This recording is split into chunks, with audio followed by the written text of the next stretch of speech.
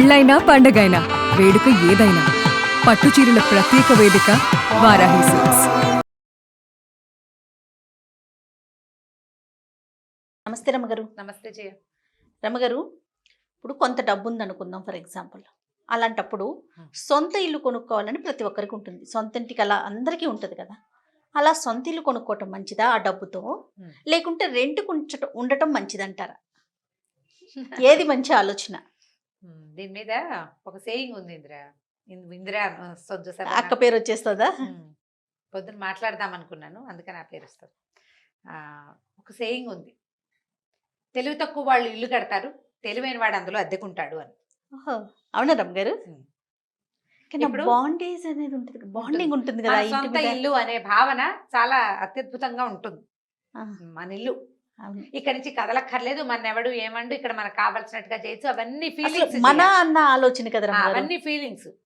డబ్బు వేరు కదా, డబ్బు ఫీలింగ్ కాదు. డబ్బు అనేది మదుపు, ఒక చోట మనం లంసంగా ఖర్చు పెట్టడం, సంపాదించాలి. ఫీలింగ్స్కి సంపాదనకి ఏంతో పని, ఫీలింగ్లకు సంపాదన లక్కర్లేదు కదా. పడుకుని ఎక్కడైనా ఆలోచించుకుంటే చక్కగా ఫీల్ అవ్వచ్చు మనం. ఇల్లు అనగానే డబ్బు కాదు, అక్కడ డబ్బుని చూస్తామా మనం? మనం సహజంగా ఏమనుకుంటాం, సొంత ఇల్లు అనేది ఉంటే చాలు, పచ్చడేసుకుని తిన్నా పర్వాలేదు, అవన్నీ మాటలే అని అనుకుంటూ ఉంటాం. అవన్నీ మాటలే. సొంత ఇల్లు అంటే పచ్చడేసుకుని తినేయచ్చు అనేది ఒట్టి మాటలు, పాతకాలపు మాటలు. సొంత ఇల్లు నీకు పెద్ద లకారాలతో మాటే కానీ ఇంకో రకంగా కాదు కదా, ఇంకో రకంగా కాదు. కానప్పుడు ఇప్పుడు చూడు, నేను నన్ను తీసుకో, నేను ఒక 10,000 రూపాయలు రెంట్ పెట్టగలను నెలకి. రెంట్ పోసే బదులు సొంత ఇల్లు కొనుక్కోవచ్చుగా అని నీ బోటి వాళ్ళు సలహా చెప్తారు. సొంత ఇల్లుకి లోన్కి వెళ్ళాలి, దానికి అమ్మ అయ్యా మేనమామ మేనత్త చాలా కావాలా, మనకి డాక్యుమెంటేషన్ ఎన్ని రకాలు చేయాలి. సరే, ఇవన్నీ తిప్పలు పడతాం. ఓ 30 లక్షలు లోన్ తీసుకోవాలి మనం. 30 లక్షలు పెడితే కానీ ఇల్లు రావు, సుమారైన ఇల్లు ఒక సింగిల్ బెడ్రూమ్ కూడా రాదు. సరే, 30 లక్షలు అంటే నెలకి ఈఎంఐ ఎంత పడుతుంది బ్యాంక్లో? దానికి ఇంట్రెస్ట్ 30,000 మనం నెలకి కట్టాల్సి వస్తాం. 30 లక్షలకి 30,000 వేగంగా, కాస్త అటు ఇటు, కరెక్ట్గా కాదు, కొంచెం దగ్గరగా. ఇప్పుడు మనం నెలకి అద్దెకి పెట్టేది ఇల్లు ఎంతకి? 10,000. 10,000 ఎక్కడ, 30,000 ఎక్కడ? సొంత ఇంటి కోసం నెలకి ఒక 20,000 బరువుని మన మీద పెట్టుకోవాలా మనం? ఫీలింగ్స్ వర్కౌట్ అవుతాయా ఇక్కడ?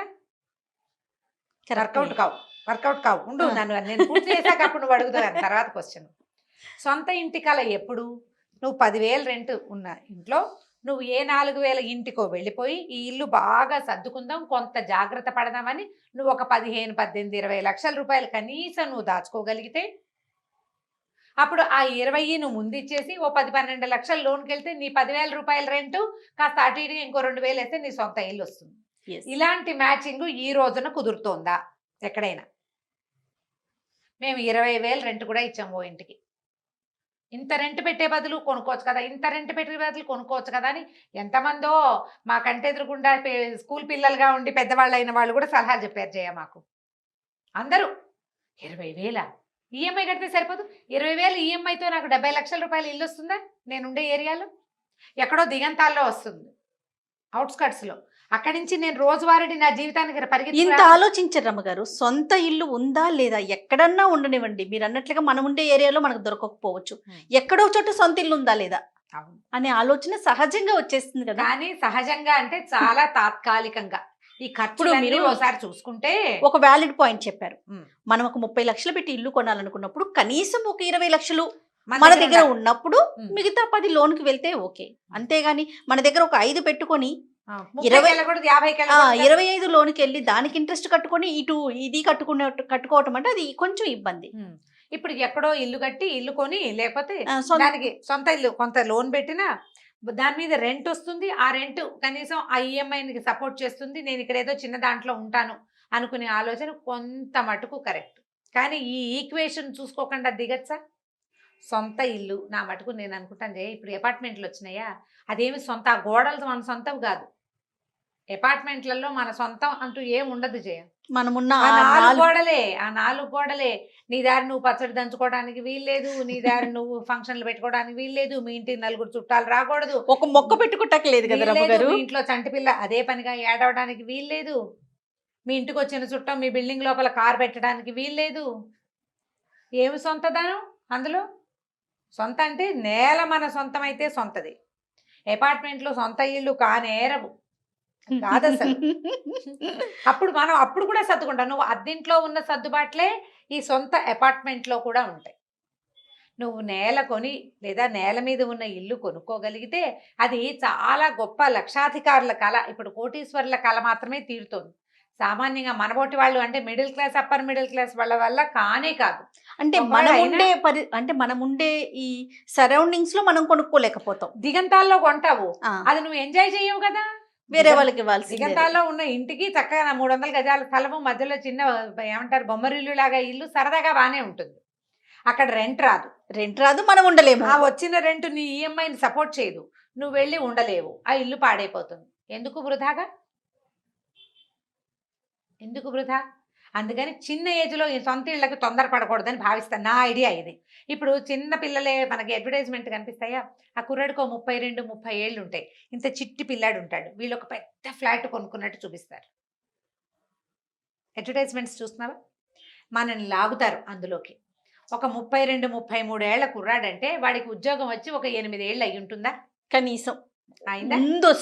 ముందొస్తే ఎర్లీగా ఇలా ఏ పోస్ట్ గ్రాడ్యుయేషన్ అవగానే ఉద్యోగం వచ్చేసిన పిల్లలకి 30-50 లక్షల జీతాలు రావు. 8 lakhs 6 lakhs ప్యాకేజెస్ తక్కువ ఉంటాయి కదా. ఏదో ఐఐటీల వాళ్ళకి ఎవరికో ఒకడికి వచ్చిందని చూస్తాం. 2 కోట్ల ప్యాకేజ్, 1 కోటి రూపాయల ప్యాకేజీ. అందరికీ రావు చూడు. అవన్నీ వస్తాయి అందరికి? ఎలాగండి? రాదు. కొద్ది మందే ఉంటారు. వాళ్ళ సంగతి వదిలేద్దాం, మీడియంగా ఉండే వాళ్ళ సంగతి చూద్దాం. ఇప్పుడు పెళ్ళయి ఈ పిల్లాడికి పెళ్ళి ఎప్పుడు అవుతుంది? 24వ ఏట ఉద్యోగం వస్తే 28వ ఏట పెళ్ళయింది అనుకో. ఈ 24 నుంచి 28 దాకా సొంత ఇంటి కోసం ఆలోచించి దాస్తాడా పిల్లాడు డబ్బులు? ఏం దాచాడు, హాయిగా ఉడాయించేస్తాడు. అయితే కానీ రమ్మగారు మీరు ఇట్లా అంటున్నారా, ఇవాళ రేపు మగపిల్లలు కానీ ఆడపిల్లలు కానీ సొంత ఇల్లు కొనుక్కున్నాకే పెళ్లి చేసుకోవాలి అనే ఆలోచనలో లేరా? చెప్పన్నారు ఒకళ్ళిద్దరేనా? ఎందుకు రమ్మగారు చూస్తున్నావు జయ, నువ్వు నిజంగా లైఫ్ లేదు. చాలా మంది పిల్లల్ని చూడండి, కొంచెం సెటిల్ అయ్యాక పెళ్లి చేసుకోండి. సెటిల్మెంట్ అంటే ఏంటి? సొంత ఇల్లేనా? అదే కదా మరి అలా ఆలోచన. అబ్బే నీకు ఎలా ఉంది, మబ్బులో నీళ్ళు చూసి ముంతలో నీళ్ళు పోసుకోవటం. యాక్చువల్గా జయ ఇది వేరే పాయింట్, కానీ నేను నీకు ఒక వాలిడ్ పాయింట్ చెప్తా చూడు. పెళ్ళి ఎందుకు చేసుకుంటారు? నువ్వు సమాధానం చెప్పద్దు, వినే వాళ్ళందరికీ ఈ సమాధానం తెలుసు. వివాహం కావాల్సింది ఏమిటి మనకి? సరైన వయసులో నువ్వు జీవితాన్ని ఒక సహధర్మచారితో అబ్బాయో లేదా సహధర్మచరుడితోటి అమ్మాయో జీవితాన్ని కలిసి ఎంజాయ్ చేయటానికి, కలిసి ఉండడానికి, మన వంశం ముందుకు వెళ్ళటానికి, మనకు ఫ్యామిలీ ముందుకు వెళ్ళటానికి. నువ్వు 36కి ఇల్లు కట్టుకుని 36కి పెళ్లి చేసుకుంటే నీ పిల్లలు పుడతారో లేదో ఒక ప్రశ్న, అర్థకో 2 ప్రశ్నలు అవన్నీ క్వశ్చన్ మార్క్స్ కాదనట్లా. కాబట్టి అసలు ఆలోచనే తప్పు. ఇల్లు కట్టుకున్నాక పెళ్లి చేసుకోవటం ఏమిటి? చాలా మంది ఉన్నారు నేను మాట్లాడిన ఎంతో మంది నాకు ఇదే మాట చెప్పారు. 27-28 ఏళ్ళైనా తప్పకుండా ఖచ్చితంగా. వాడికి 36 దాకా పెళ్లి అవుతుంది. ఇదే శాపం. అయ్యో, తెలివి తక్కువ పని చేయాలి. అవును అంతే, ఖచ్చితంగా తెలివి తక్కువ పని కదా. ఇల్లు ఎప్పటికీ ఇల్లు అవసరం. పైగా అసలు మీకు 28కి 29కి ఎంత డబ్బు ఉంటుంది, మీకు ఎంత ప్రపంచం తెలుస్తుంది, నువ్వు ఎన్ని ఐడియాస్ ఉంటాయి నీకు ఎంతమంది పిల్లలు పుడతారో, నీ ఇంట్లో ఎంతమంది ఉంటారో నీకు తెలుసా? ఎలా తెలుస్తుంది? అవన్నీ ఎప్పుడు తెలుస్తాయి మనకి? మనం ఇప్పుడు ఒక జీవితంలోకి, కొత్త జీవితంలోకి అడుగు పెట్టాక కదా. అంత ముందుకు వెళ్ళాక నువ్వు ఫారెన్ వెళ్ళిపోతావు, ఆఫ్రికా వెళ్ళిపోతావు, ఇంకెక్కడికో వెళ్ళిపోతావు, లేదా పల్లెటూరుకి వెళ్ళిపోతావు. నీ భార్య ఏం చేస్తుందో, నీ పిల్లలు ఎలా ఉంటారో, ట్విన్స్ పుడతారో, 1, 2, 3, ఒకేసారి 4 పుట్టేస్తారో మనకు తెలియదు కదా. అవన్నీ చూసుకున్నాక ఇల్లు. అప్పటిదాకా అద్దింట్లో ఉండొచ్చు, కావాలంటే అద్దిల్లు చిన్నిల్లు తీసుకోండి. సో పెళ్లికి ముందు అద్దింట్లో ఉంటూ ఒక సెటిల్మెంట్ వచ్చాక సొంత ఇల్లు అనేది ఏర్పరచుకోవటం, అద్దిళ్లలోనే ఉంటూ కొద్దిగా ప్లాన్ చేసుకుని ప్లాన్డ్గా అతిగా ఖర్చులు పెట్టేయకుండా ఇది ఇంటికి అని పక్కన పెడుతూ కొంత పొదుపు పాటించుకుంటూ కొంత అమౌంట్ ఏర్పరచుకుని. మీరు ఫేస్ చేసినట్లుగా చాలా మంది ఫేస్ చేస్తారు అమ్మగారు. ఎట్లాగో తెలుసు, ఇంకా ఇల్లు కొనుక్కోలేదా అంటారు, ఇంకా ఇల్లు కొనలేదా, అప్పుడే పిల్లల ముందు ఇల్లు కొనుక్కోండి. కుటుంబ రహస్యాలు చెప్పకూడదు.